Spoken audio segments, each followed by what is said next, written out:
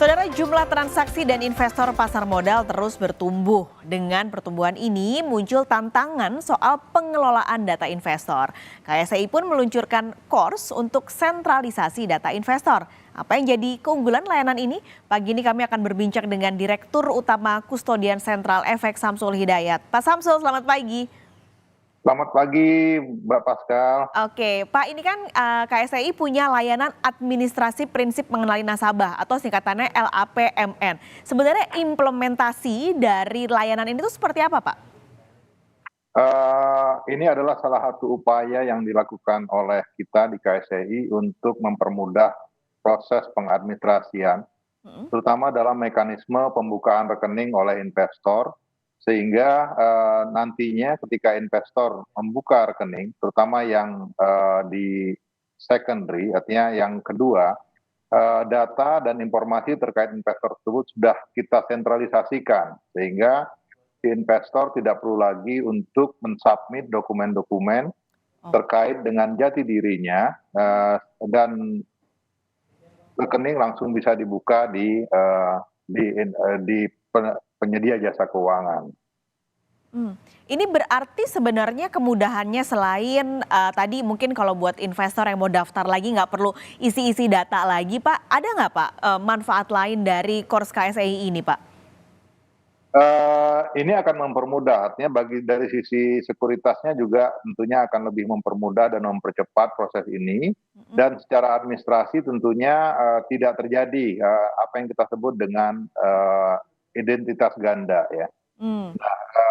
Jadi kemungkinan kesalahan dalam pembuatan identitas seperti yang ada di kita di KSEI. Jadi di KSEI itu ada namanya, kita membuka SID, ya, Single Investor Identification, maka kemungkinan kesalahan atas hal tersebut juga jadi terhindarkan. Dan di samping itu juga tentunya akan mempermudah bagi perusahaan atau sekuritas yang akan membukakan rekening investornya untuk proses due diligence maupun enhanced due diligence-nya. Oke. Lalu sebenarnya apakah nanti caranya untuk investor yang sudah punya nomor SID itu untuk menggunakan data yang sudah tersimpan di course KSEI ini caranya gimana, Pak? Jadi ketika si investor, jadi ini yang kedua ya Mbak ya, artinya kalau yang pertama tentunya si investor, pertama kali investor ingin membuka rekening di sebuah perusahaan sekuritas, maka dia harus menyiapkan dokumen-dokumen yang diperlukan.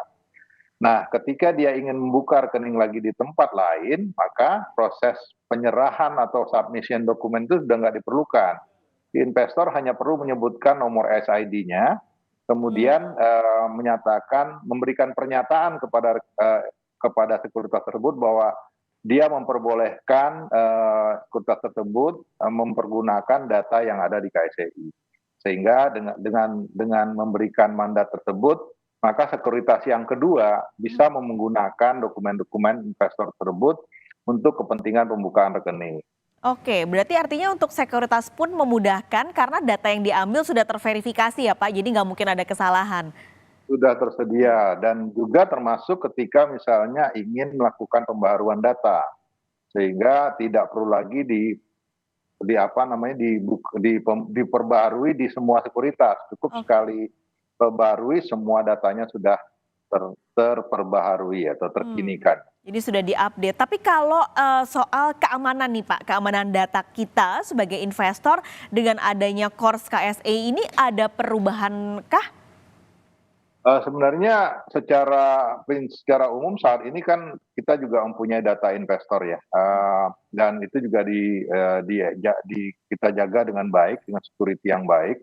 Dan yang jadi persoalan sebenarnya adalah apakah ketika ingin digunakan oleh sekuritas lain, data ini diperbolehkan. Tapi saya sampaikan tadi, maka dalam proses pembukaan rekening di sekuritas yang kedua, maka akan ditanyakan atau dikonfirmasi kepada investor tersebut apakah yang bersangkutan mengizinkan untuk menggunakan data yang bersangkutan yang tersedia di central system KSEI. Itu ada ininya nggak, Pak, apa ya, langkah verifikasi untuk memastikan kalau orang yang mengakses data itu adalah memang orang yang sebenarnya? Ya, akan ada dimintakan apa namanya KTP-nya atau NIK-nya, kemudian Oke. ditanyakan SID-nya, kemudian dipastikan bahwa segala sesuatunya sama dengan investor awalnya, kemudian baru sekuritas tersebut boleh menggunakan data yang ada di KORS KSEI.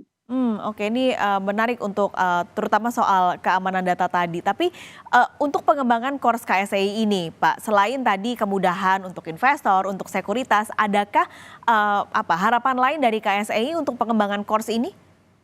Sesungguhnya sebenarnya apa yang kita lakukan ini adalah mencoba untuk memberikan kemudahan dalam proses pembukaan rekening.